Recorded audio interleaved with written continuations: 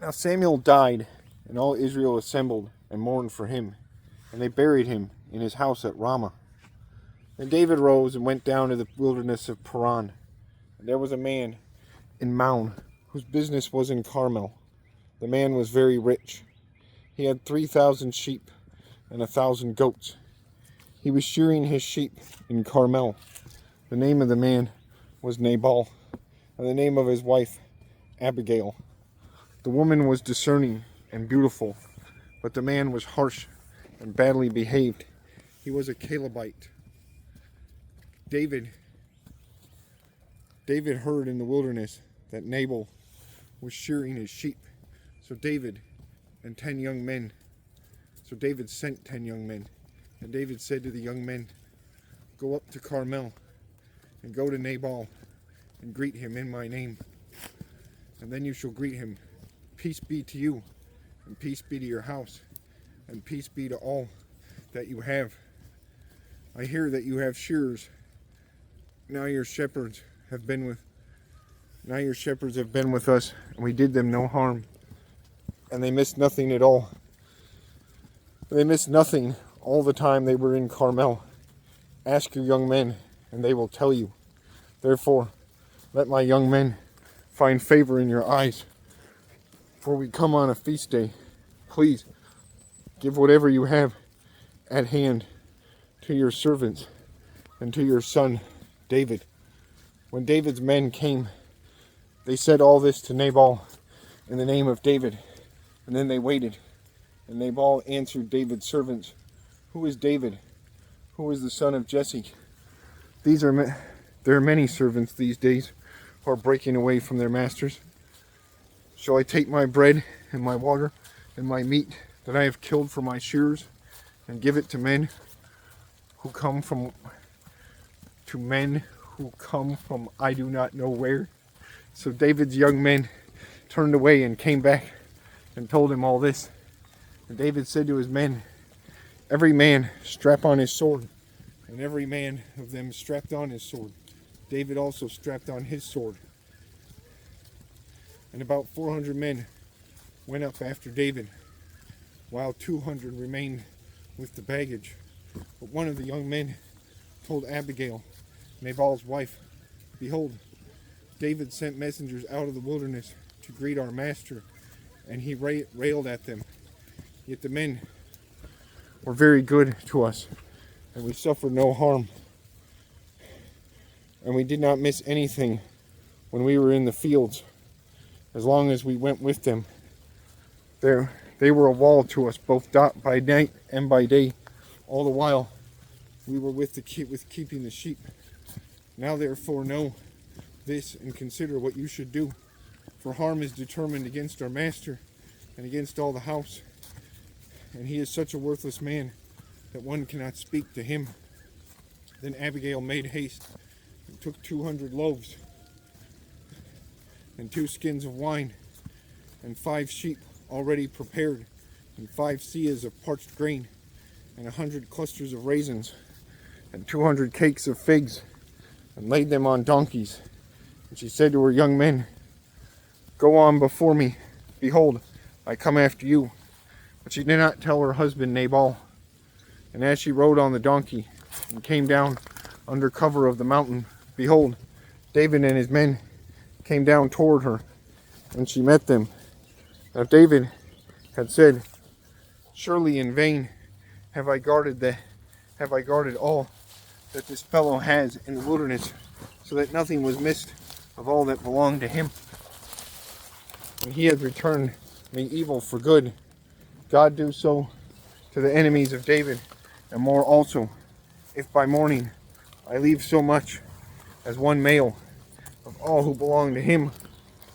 When Abigail saw David, she hurried and got down from the donkey and fell before David on her face and bowed to the ground. She fell at his feet and said, "On me alone, my lord, be the guilt. Please, let your servant speak in your ears and hear the words of your servant. Let not my lord regard this worthless fellow Nabal. For as his name is, so is he. Nabal is his name, and folly is with him. But I, your servant, did not see the young men of my Lord, whom you sent. Now then, my Lord, whom you sent. Now then, my Lord, as the Lord lives, and as your soul lives, because the Lord has restrained you from blood guilt, and from saving with your own hand. Now then, let your enemies and those who seek to do evil to my Lord be as Nabal. And now, let this present that your servant has brought to my Lord be given to the young men who follow my Lord. Please forgive the trespass of your servant, for the Lord will certainly make my Lord a sure house, because my Lord is fighting the battles of the Lord. Evil shall not be found in you so long as you live.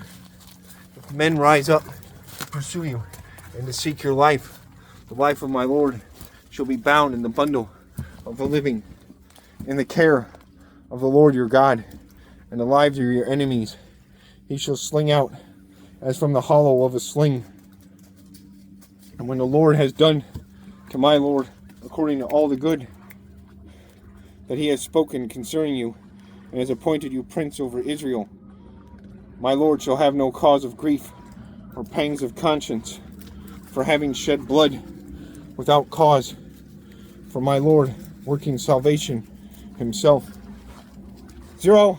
And when the Lord has dealt well with my Lord, then remember your servant. And David said to Abigail, 0. Blessed be the Lord, the God of Israel, who sent you this day to meet me. Blessed be your discretion, and blessed be you, who have kept me this day from blood guilt, and from working salvation with my own hand.